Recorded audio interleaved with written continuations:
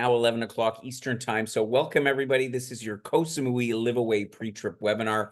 And together with Linda, who's just sorting out a minor technical glitch, I'm going to be presenting you with everything that you need to know to prepare for this exciting trip to Thailand that is literally just a couple of weeks away. So thanks for your patience in joining us. There's Linda. Great. You got it to work. Isn't that odd? I can't see it myself, but anyway, if you can see me, this is All good. good. Yep. Excellent. Everything's fine. So we're going to carry on. So today's agenda, Linda, you can see the screen okay with our agenda? I'm afraid I can't. All I can see is, let me just try this launch button. Open Zoom meetings.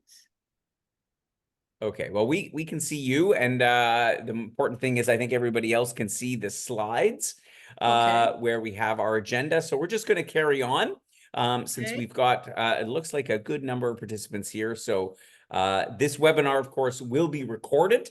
So if for those who aren't able to participate today in our live webinar, or if you want to follow up on something that we've mentioned, we will send you a copy of the recording to everybody that's joining us for this trip. So today's agenda, first of all, I'm going to introduce formally your host, Linda Ujahara, who's going to be looking after you during your stay in Koh Samui.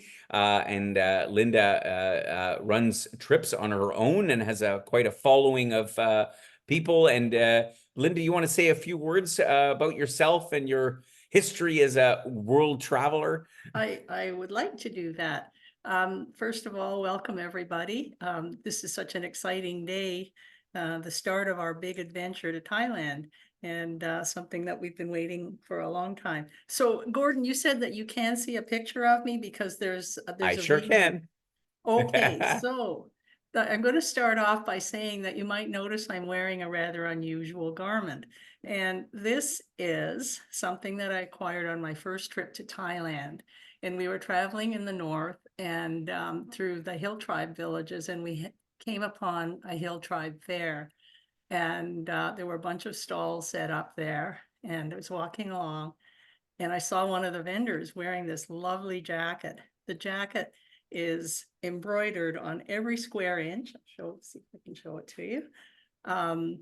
And it is a work of art. I decided I had to have this jacket. I didn't want anything that was on offer at the stalls, but I wanted the jacket.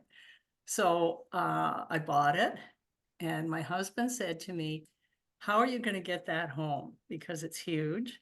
And he said, "You're never going to wear it." So why am I wearing it today? Because I've waited 25 years to prove him wrong, and I'm wearing my Hill Tribe jacket today. The second thing is to make the point that leave some room in your luggage when you're doing your packing, because Thailand is full of gorgeous arts and crafts. And I'm sure that even if you don't find yourself an 8-pound Hill Tribe jacket, you'll find things that you want to bring back with you. And I also wanted to highlight how much I love Thailand. This trip with you all is going to be my 4th trip there. I'm by no means an expert on the country, but I do love it very much. And it's been a big part of my travels over the years. I have traveled very extensively. I've been to all 7 continents, and I've done everything from backpacking through South America to 5-star luxury cruises to the polar regions, Antarctica and the Arctic. So I am a lover of travel, and I look forward to sharing that love with you and my enthusiasm for Thailand. So there's my intro, Gordon. Yeah, great. No, that's terrific, Linda. Brilliant. And I love the outfit. That's fantastic. I'm so glad that you got to put it to use after 25 years. It's really warm. So, I may have to take it off. yeah, exactly. It's only suited for northern Thailand in wintertime when it can actually get cool. Koh Samui. No, that's for sure. Let me just say that Linda's role is as the host of your trip. So what is a host? And if you haven't traveled with Wheel and Anchor before, this is maybe a term that's less familiar to you. So the host, Linda's job is primarily to ensure that you have a seamless experience as possible. Whenever we travel, things come up, problems arise, and Linda's there to not only to ideally anticipate those problems and make sure that they are, put aside and taken care of so that you often don't even know about them.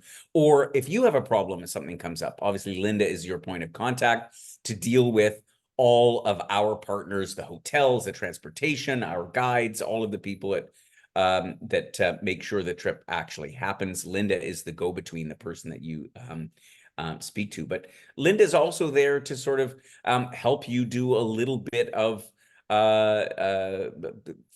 exploration on your own, as it will, and to sort of keep her ear to the ground about what's happening, to be in touch with our local guide in Samui. Nina is a wonderful gal that has taken all of our trips, all of our liveaways over the past years.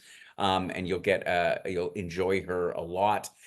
So Linda's there to make sure that you have the trip that you want.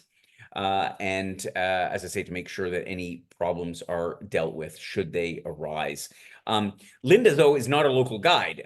So we have local guides, both obviously in Koh Samui as well as on the pre-trip for those coming with us to Bangkok and Chiang Mai. And so if you ask Linda questions about that temple and how old it is or what do the monks do, that's not Linda's role. We have local guides that will address all of the cultural tradition, all of the questions that you might have and you're interested to know about Thailand. Similarly, Linda is not the person who deals with the travel arrangements. Obviously, that's Paula and Aura in our office. So if you have questions as it relates to your booking, your travel, your airfare arrangements, or anything like that, that needs to come back to our office. Linda will obviously help make sure that if you have a problem or anything relative to your return trip, then Linda can certainly make sure that you are connected with the right person in our office to ensure that any of those issues are resolved. So that's basically what Linda's role is, as with all of our hosts on all of our trips. So Linda and I are now going to talk a little bit about pre-trip preparation. This is probably the most important part of the webinar. What do you need to prepare for this trip? What do you need to have ready, take with you, and most importantly, what do you need to pack? So I'm going to defer to Linda in just a moment as it relates to packing and what to wear. Linda's obviously been here a number of times, and I'll chime in as well. But I just want to talk about your documentation. And so most importantly, all you really need is your passport. I mean, that's the good thing. Thailand doesn't have a visa requirement, as you know. You come in, as soon as you arrive, you'll be stamped in for 60 days. So as long as you're not planning to stay longer than 60 days in Thailand, which I don't think anybody is, as long as you have your passport with you, you are good to go. We do strongly recommend that you keep a copy of your passport, either a printed copy or even just take your phone and make a scan of it. Or take a photo of it, just so that you have that information in a second place. And that applies to any of your critical documents, your e-tickets for your airplane, maybe prescriptions, any other bit of information. Honestly, one tip that I have is take your passwords for your Gmail account. If you want to avail yourself of our Google photo sharing, for example. Any of those other documents that you think you might not need, certainly electronically is good enough, but have an extra copy with you either on your phone or in print, just so that you have it handy, because certainly when you go to look for those things, and it's happened many times before where members approach our host and say, oh, that's funny, I seem to have forgotten my prescription for my critical medication that I've just run out of. So anything like that is all you need, but otherwise that's it as far as travel documentation. Let's get into the packing part, Linda. What should our members bring with them for this trip to Koh Samui and for those going to the north? Okay, so I think the first thing to bear in mind is that Wheel and Anchor trips are casual dress, so you don't need to bring any fancy clothing. We'll be going out for dinners together, and all you need is something that's comfortable and suitable for the climate conditions. So we are going to a place that is fairly warm. Average temperatures will probably be between 25 and 30 degrees during the day, and it might be even higher in Koh Samui. It's going to be quite hot and humid. So make sure that you bring clothes that are comfortable, breathable, and easy care. There are great laundry facilities in Thailand, so you don't have to bring a lot. There's laundries near the hotel, and you can take your clothing there to get it spruced up. So you don't need to bring a lot. Bring layers, because you'll find that when you go into some of the restaurants, maybe in the hotel, that it can be a little cooler. So you want to have something to put over your shoulders, a Mhm. jacket, a shawl, something like that to keep you warm. So like many places, I think it's a good idea to have layers.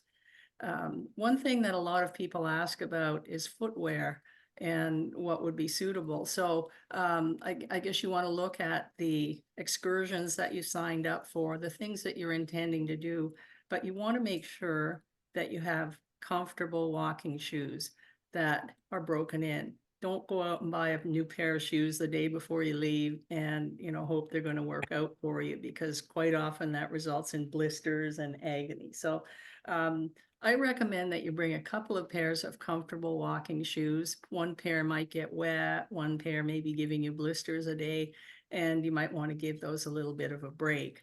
You also want to bring beach wear, because a lot of our activities are going to be centered around water sports, going to the beach, that type of thing. So one or two bathing suits are in order. Other things that you want to think about bringing, not necessarily clothing wise, but you'd want to have an umbrella, because we could have rain showers at any given time. So a small collapsible umbrella is a great idea. Some Ziploc bags that we find just handy all the time for keeping things dry if you're going to be out on a boat trip, or if it starts to rain or whatever, to protect your camera. And just to keep your luggage, things in your luggage organized. The Ziplocs have many, many uses. Um, the other thing that a lot of people ask about is electricity. And so in Thailand, the electricity is 230 volts, so like Europe. And they have the plugs that they use are either North American type, so you'd be able to use your own appliances directly, or European type. So they've got the two single pins, and or the double pin adapt. So you may need to bring adapters with you for the European type plugs, and you'll be okay with the North American type plugs. You also have to think about the appliances that you're bringing, and I think most people are going to be bringing their phones, their iPads, maybe hearing aids, maybe hair dryers, hair straighteners, whatever. Take a look at your appliances and make sure that they're dual voltage, because the voltage in Thailand is 230 volts. And if you use an item that's not dual voltage, you'll fry it. And so most things that have been made recently, and certainly your electronics, should be fine. But if you have something like a hair dryer, take a look at it. If you're looking, or your hearing aid, chargers, Charger. and Yeah. make sure that that they're appropriate for the situation. If you have a CPAP machine, make sure you bring an extension cord, because you don't know where the nearest socket is going to be to the bed. And I think Gordon already mentioned your medications. Certainly bring ample medications and a copy of your prescriptions. And I think that's the list of things. We'll talk about later about SIM cards and the like, Gordon.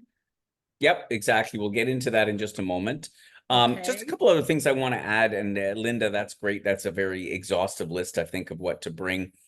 If you have signed up for an excursion to visit a temple, and if you're coming with us on the pre-trip to Bangkok and Chiang Mai, in temples in Thailand, as in many places in the world, religious places of worship, you do need to, particularly for women, and they're more picky about women than for men, you need to have a skirt or trousers that fall below the knee, and you need to have your shoulders covered. In some cases, they'll give you a little shawl or a sarong or something to cover yourself up. But ideally, you come prepared for that.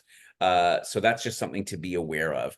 Also, another thing that you should know about Thailand is that anytime you enter someone's home, and you're not likely to enter locals' homes, but often a lot of shops, some restaurants you're required to remove your shoes. So that is pretty common practice. I live here in Thailand. I walk into places, I automatically kick my shoes off, my flip-flops off at the front door.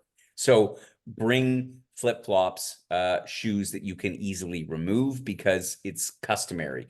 Now, where you are in Koh Samui, with all the shops, and it's obviously a very touristically friendly area.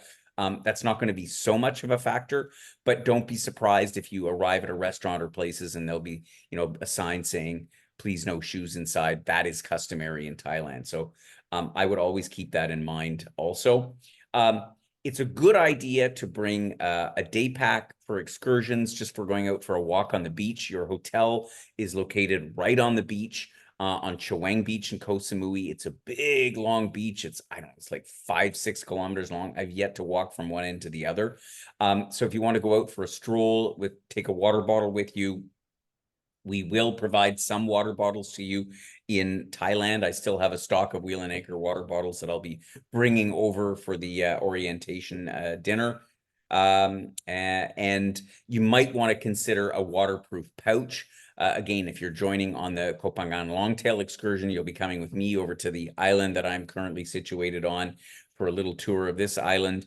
And so you'll be going on and off longtail boats, and for some of the other excursions as well. It's not a bad idea, but this is, as Linda said, where Ziploc bags come in handy, because frankly, you could go out and buy a fancy schmancy, waterproof bag, or I put my phone in a Ziploc bag and that does pretty much the trick. So that's a couple other ideas of things to think about in terms of packing. And as Linda said as well, it's warm, it's sunny at this time of the year. Monsoon season is pretty much over by the looks of things. We had some heavy rain. You might have read about it a couple of weeks ago, but the skies have been clear and the sun is hot. So having a good sun hat, sunglasses, and definitely sunscreen is important. And it's more economical to buy it at home. They tend to charge you a bit through the nose for sunscreen here. But here's the thing. You can buy pretty much everything in Thailand that you can get at home. So if you think about, my summer wardrobe is not big enough, or, I'm like, I need extra shorts and all the rest of it. The markets, the places to shop in the immediate proximity of your hotel are numerous. So don't fret. Leave some space, as Linda says, to take some souvenirs with you, because you'll undoubtedly find some interesting things along the way. So let's talk about money for a second. Linda, do you want to talk about Sure. currency and how they do go around dealing with money? Yes, I would like to do that. So the currency in Thailand is called the baht, BAHT, and it is worth approximately somewhere between 4 and 5 cents Canadian. So it's one of those currencies that for me, I find rather daunting, because you're always dealing with a lot more zeros than we're accustomed to. But in order to figure out the conversion, I would recommend a couple of things. One is you can download a currency conversion app on your phone. I use one called XE, and it converts in any number of currencies around the world. Makes it very easy if you're looking at something. And I find that what becomes difficult when you have these multi-zero currencies is that I'm looking at something and I'm thinking, is that $5 or is that $50? And you want to make sure before you make that purchase. The other thing that's handy for currency conversions is on your, if you have an iPhone or an iPad, and there's a calculator that's provided with that, there's actually a currency conversion feature on there. And I'd be happy to help you figure out how to use that if you'd like to do that. As far as obtaining the Thai baht, I know that a lot of people before they leave Canada like to have some of the local currency on hand. That might work well when you're going to the US or when you're dealing in euros, but the baht are going to be difficult to obtain, maybe impossible to obtain in Canada. Very. And I also find that you don't get the best exchange rate when you're buying a few dollars or some dollars from some foreign currency from your bank. So wait till you arrive in Thailand and use the local ATMs. and you can get your bot out there. You will need to have some local currency, and preferably in small denominations. You're going to need bot to use the public washrooms, for instance. You may need bot to buy a mangosteen in the market, to make another small purchase in the market. So there's lots of reasons why you want to have small denominations in Thai currency. If you go to the ATM, they're probably going to give you a larger denomination, and I can give you some hints on how to convert those into smaller amounts, either going to the hotel, maybe making a small purchase in a shop or something, but we can talk about that locally. The other thing that you should be aware of is that in Thailand, there is a fee every time you withdraw money from the ATM. That fee is going to be approximately $10. And so you don't want to be taking, a few dollars or a few baht out every couple of days. You want to plan and decide in advance how much money you think you might need, and take it out in larger lumps. One of the things that we use at Wheel and Anchor is an app that you can download on your phone, called Wise. And it is an international, how would you describe it, Gordon? Is it It's sort of, it's a prepaid credit / debit card yeah. is basically what it is. It says Visa right on it, and you can use it just as you would use your credit card or debit card at home. Yeah, but the advantage of using Wise is that exchange rates are going to be more favorable than you're dealing with the banks. And also the fees for using, taking withdrawals from the ATM and things will be less than if you do with your bank card. So it's something, I know you don't have a lot of time before your trip. There's only 2 or 3 weeks to go, but look at it. It's called Wise, WISE, and the logo is a bright green logo with a black stylized mark on it. And take a look at it. You might want to consider getting it before you travel.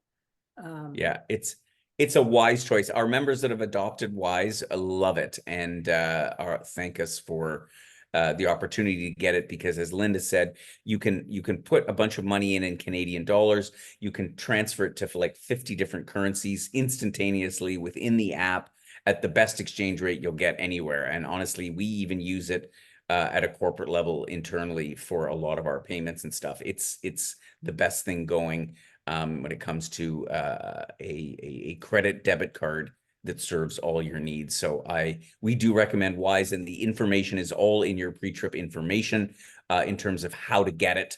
And you can still get it. You can get a digital card. I have Wise, for example, right on my iPhone. So you don't even actually need the physical card, which takes a couple of weeks to get. Other than if you want to make ATM withdrawals, you obviously need a card. But for purchases where you would use a credit card, you could just use your phone. So anyway, take a look into that. It's worth doing. Let's talk about a moment. And Linda, you were saying about having cash. As far as gratuities is concerned, most of the tips are included. So everything that you do with us, all of your meals, all of the transportation with us, and your guide and your drivers, all of those tips are built into the program price that you paid for this trip. So you don't need to worry about any of those gratuities at all. The only places where you need to do gratuities is, of course, when you're dining out on your own. Gratuities, tipping in Thailand is not super common. This is a country that has a vast number of tourists from all over the world, and tips are appreciated but not expected. And so if you are in a place and somebody's done a nice job and been particularly friendly, then you can basically round up depending on the amount of the bill, but you can round up by a couple of dollars, as it were, and that's much appreciated. But it is not essential to tip in Thailand. If your transfer driver, when you arrive, since we won't be there to do the tipping for you, again, it's a very short ride from the hotel to the airport. Sorry, from the airport to the hotel. It's only about 10 minutes depending on the traffic. But if you feel like, again, tipping the guy, you know, $1 or $2, the equivalent in baht, it will be much appreciated. But again, not critical in Thailand. Let's move on, Linda, and talk a little bit now about mobile communications, which is an important part of the trip. So I'll let you take the wheel on this one. Okay. Hey, I prefaced this part by saying that I viewed this whole webinar as helping you get ready for your trip. And there's some things that are nice to know, nice to have. And then there's some things that I consider absolutely essential. Gordon's already mentioned one of my 3 absolutely essentials, and that's your passport.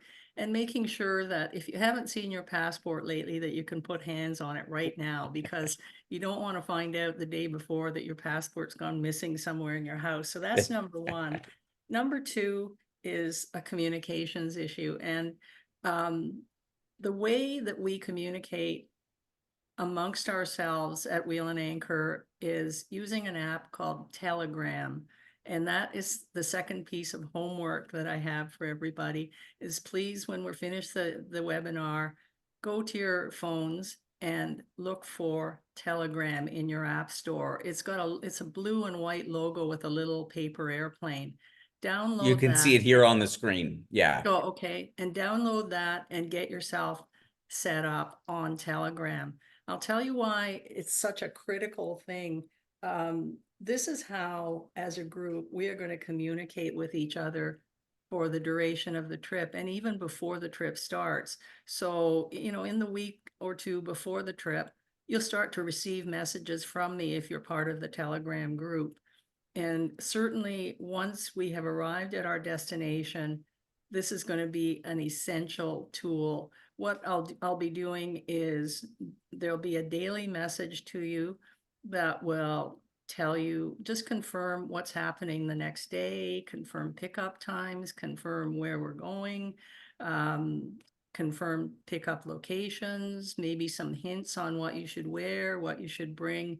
So this is something you don't want to miss out on. And certainly, although you may have in advance some information about the next day's excursion, there may have been changes. The supplier may have told us something new about pickup time or location. And this is the only way that I have to communicate with everybody in the group. So it's absolutely essential that you get yourself on Telegram.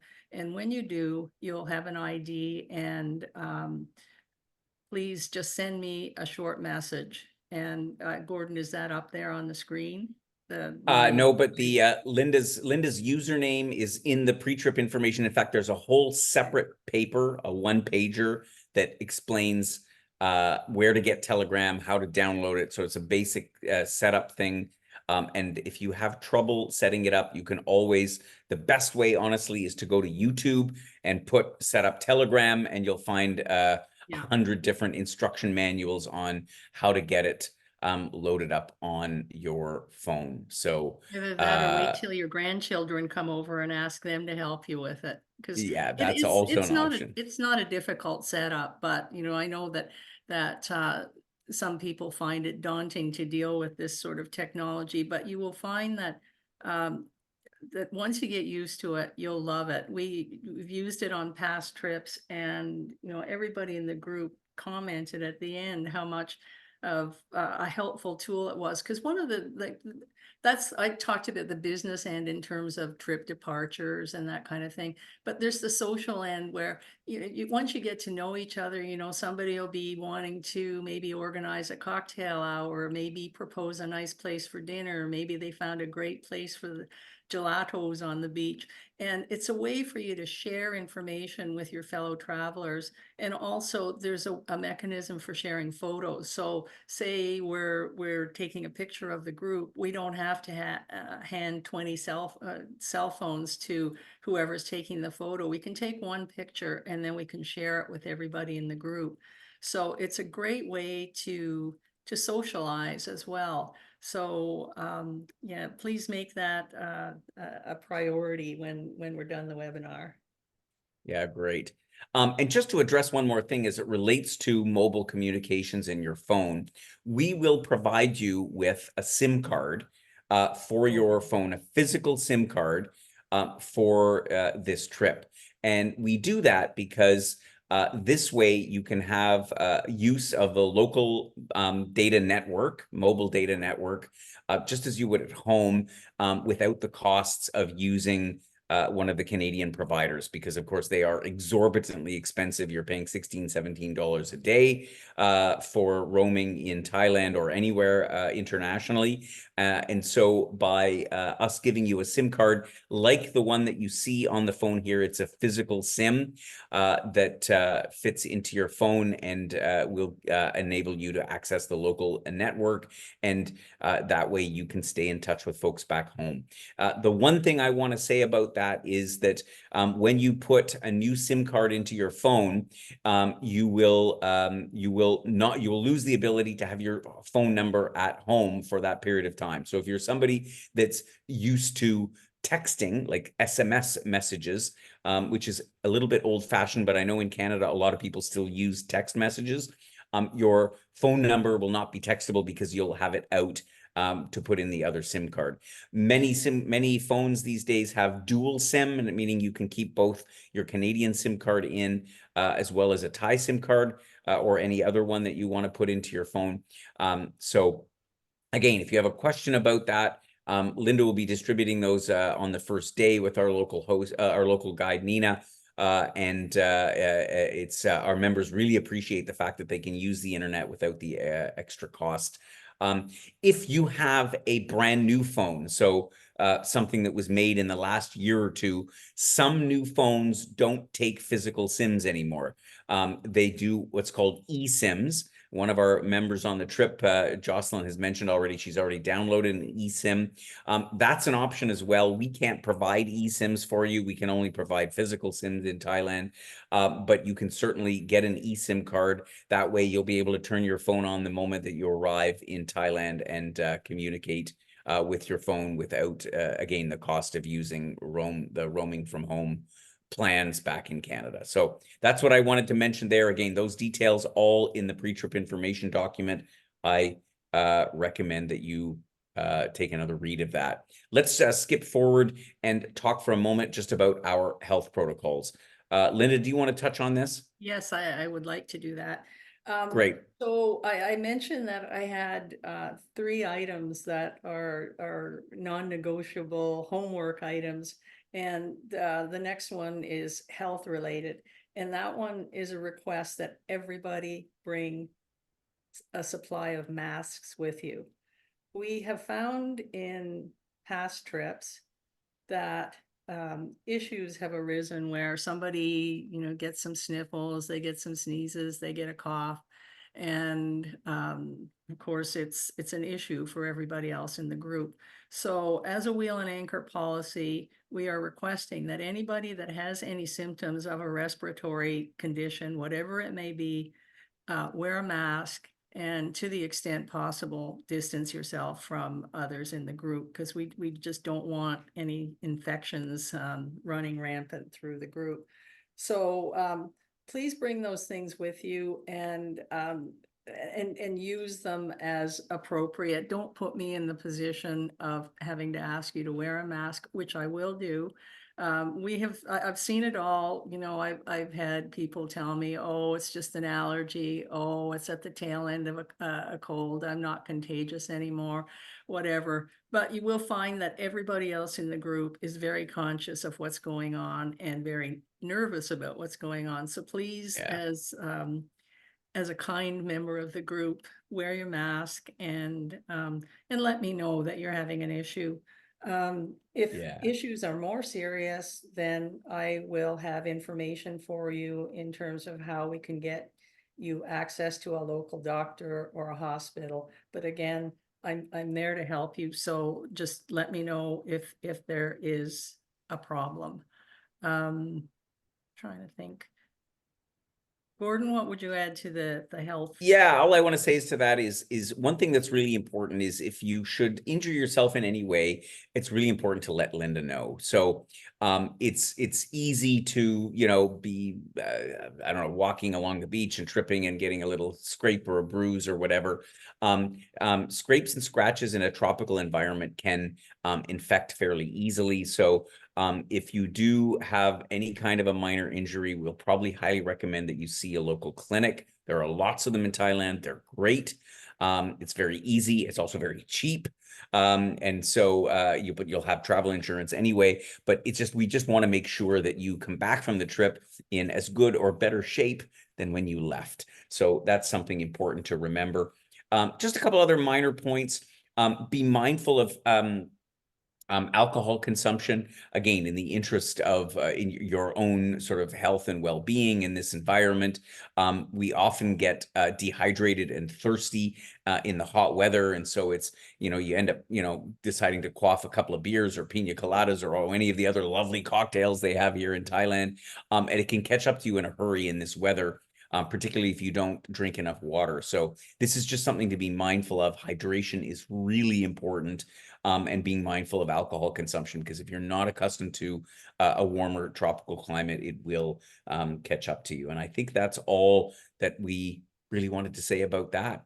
We're going to jump into the arrival protocols, what's going to happen on that. Linda, you can't see the screen at this point, right?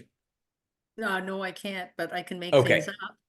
Okay, yeah, right. Well, that's fine. Well, just in the interest of keeping the our webinar tight on time, let's talk about the arrival to the trip over from Canada to Thailand and the arrival in Bangkok. Do you want to take that on, or do you want me to summarize that? I think since you've got the screen, it probably makes more sense for you, Gordon. Yeah, okay, no problem. I will take care of that. So, in the 24 hours before you depart on your trip, please do pay attention to your phone, your email. The airlines will typically let you know if there's going to be a delay or a problem with your flight, particularly if you're connecting, which most of you will be connecting from one place to another, unless you're flying directly from Vancouver to Bangkok. If your flight is going to be delayed, or if you're not going to be on the flight that you were booked to arrive in Thailand on, it's really important that you reach out to Linda by telegram to let her know, hey, I missed the connecting flight. There was a snowstorm in Toronto. I shouldn't say that. But I'm not on the flight, just so we make sure that we don't have a driver looking for you at the airport when you're not there. And similarly, so that we can make arrangements for somebody to get you at the airport when you do arrive. So that's really important. It's a long trip over. Consider using a jet lag app like the one that we use, which is called, it just disappeared off my screen. There's Time Shifter, excuse me, Time Shifter. You'll find it on your iPhone or your Android device. And Time Shifter will enable you to adjust your schedule, because it's obviously a 12-hour time difference between Eastern time and here in Thailand. And so you want to obviously make the most of your early days of the trip, particularly if you're coming on the pre-trip. So consider using that. When you arrive into Bangkok airport, it is a big airport. Don't be surprised if you have to walk the better part of 500-600 meters from the gate to the customs and immigration hall. When you get through all that, you'll be met, and it's a big airport. It's quite a chaotic airport, and there'll be lots of people there. Lots of drivers meeting people that are coming off of flights. Look carefully for your name. All the information that you need is on that transfer voucher that you have gotten for your trip, which tells you who's going to pick you up, the contact number, and of course, Linda will be there as well. You can always telegram her to make sure that if you have any problem meeting up with your transfer driver in Bangkok. So once you've arrived in, you'll head right downtown to your hotel on the river, the Anantara Riverside, for those of you participating in the pre-trip trip to Bangkok and Chiang Mai. And you'll spend a couple of lovely days there. Let me give you the overview of the trip here. really quickly. So I'll talk briefly about the pre-trip. I'm not going to go through the itinerary in great detail because you have all the information already. But do read it all so you're prepared for what's to come. While in Koh Samui, you're going to be staying here right on Chaweng Beach, which is the biggest, longest beach on the island. It's really in the thick of all of the activities on the island. It's very close to the airport, and there's a number of places, resorts, hotels, restaurants. I mean, it's, again, a hub of activity, but at the same time, it's a sublime location from which to explore the island of Koh Samui. And for those of you who are booked to come and see me over here on the neighboring island of Koh Phangan. So a couple of notes on the itinerary, just so you know what to expect. For those joining us in Bangkok, you'll spend a couple of days. We'll be visiting the Grand Palace and Wat Arun, some of these incredible symbols of Thailand and the royalty that is still at the helm of the government here. So all of those things we'll see. We'll make a visit to the floating markets, which are about an hour, 15-minute drive outside of Bangkok.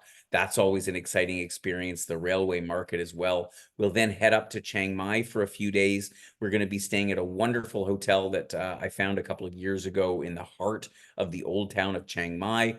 And we will have a wonderful time with our local guide, Nok. She's a lot of fun. Our members really, really enjoy her to visit Chiang Mai, visit the incredible temples that are all within the old town. And also outside, we're going to be heading up to Doi Suthep.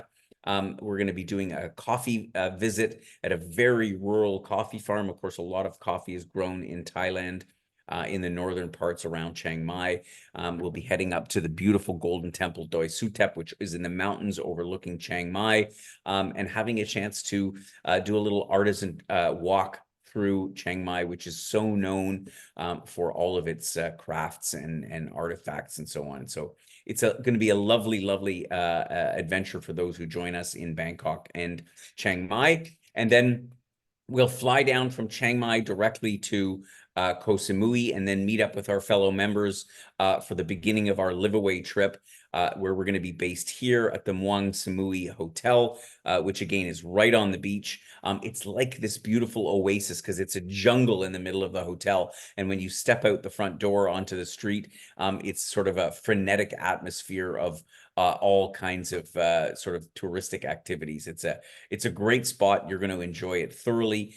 We have a number of excursions to choose from that you will have already selected. You'll learn a little bit about the religion in Thailand, which is predominantly Buddhist, but you'll hear also about the Muslim religion, and you'll get a chance to talk to some monks at the temples of Samui visit. Again, some of you will come over and join me here on the island of Koh Phangan, which is the sister island to Koh Samui, and I'm going to show you around this beautiful island on a longtail boat, which will be a first for many of you. That's the boats with the big long motor that hangs off the end, and we'll visit a couple of nice beaches and have a lovely day soaking up the sun and seeing a little bit of this lovely island. Thai cuisine, you're probably familiar with it already. It's become as ubiquitous as Italian or Chinese all around the world. But here in Thailand, I can tell you it tastes the best. And the best way to take some home with you is to take a course and learn how to cook Thai food. And my screen all of a sudden went blank. What happened? Oh, okay, sorry. I don't know what happened there. Here we go. There's an opportunity to do a waterfall jungle hike. There's a couple other optional activities here. The Honey Rose Herbal Product Demonstration, which was the most favored excursion amongst our members, particularly our women members last year. So there's a number of other trips that you have either signed up for.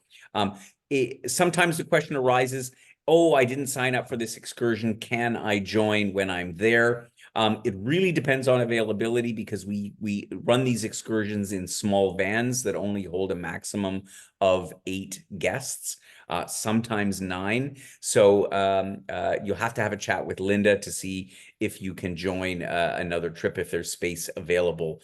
And obviously, if there is, then we'll do our best to accommodate you. But hopefully you've figured all that out in advance. But there's so many things to do over and above the activities that we offer, and the hotel has a whole array of things to that you can book and do. And you might want to just spend some time poolside and beachside. We'll take everybody out for the catamaran trip on Sunset for those that signed up for it. And I think that the Ang Thong Marine Park trip, no, but not enough people signed up for it. To me, it's a wonderful place to visit, but you can join a public trip from the hotel to do that excursion as well. And of course, the Elephant Sanctuary on Samui is truly an excellent one. And again, a favorite excursion from some of our members from past years.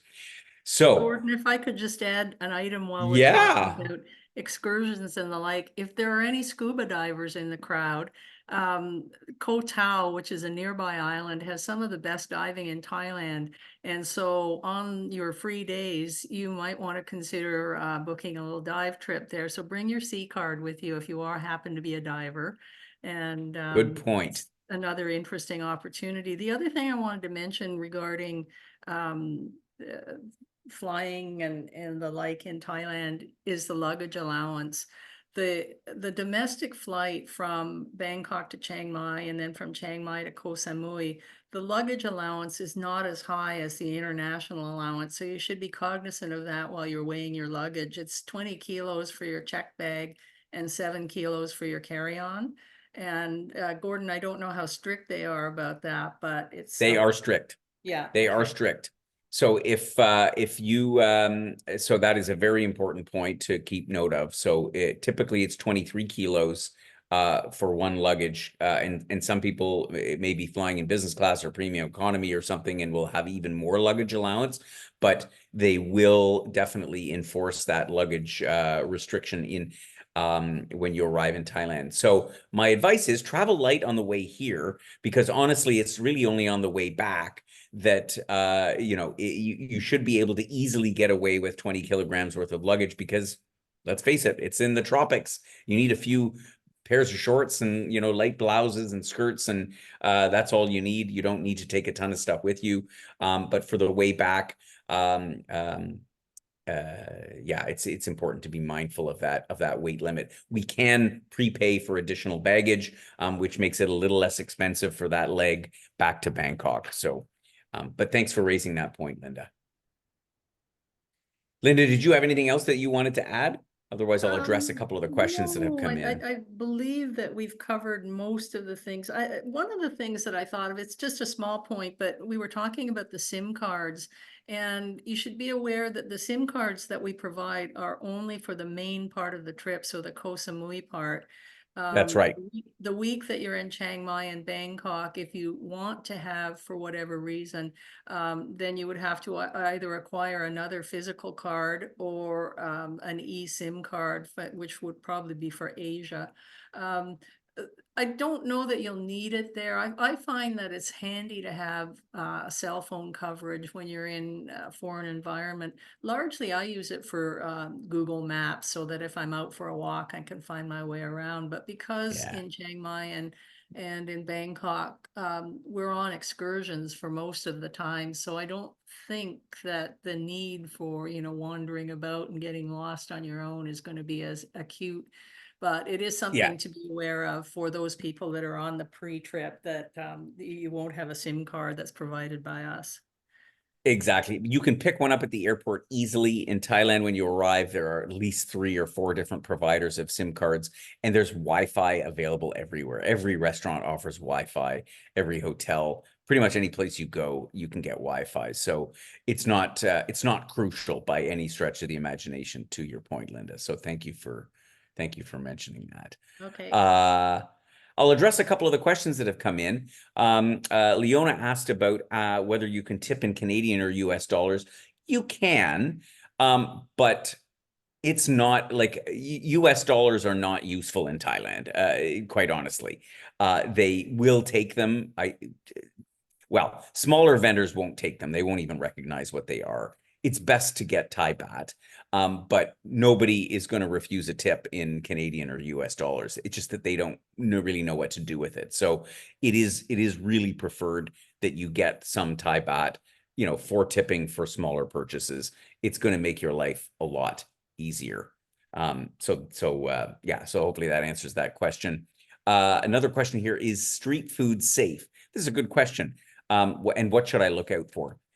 I would consider Thailand street food is quite safe. That being said, if you are somebody, the thing that makes some people's stomachs or systems upset is the fact that there are minerals or there's things in the food that we're just not accustomed to. And that's the thing that's more likely to make your stomach upset.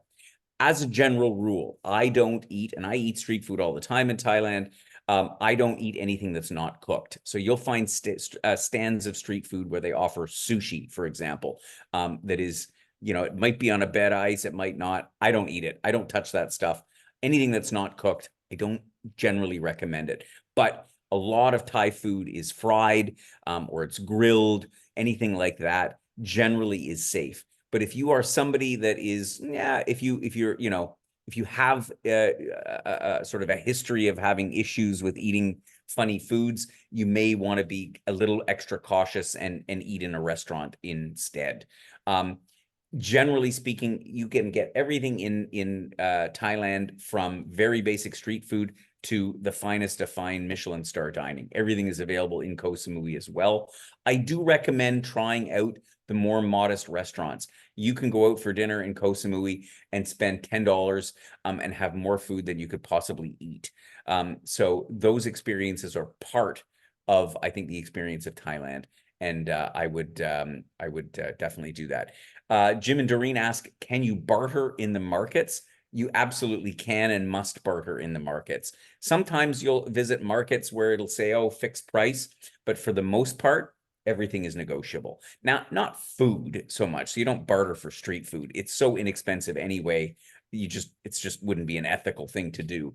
But for goods, there's definitely always some room for negotiation. So yeah, definitely that. Great question. Thank you for raising that. Let's see another question here. SIM card, will another number be given for text message? No.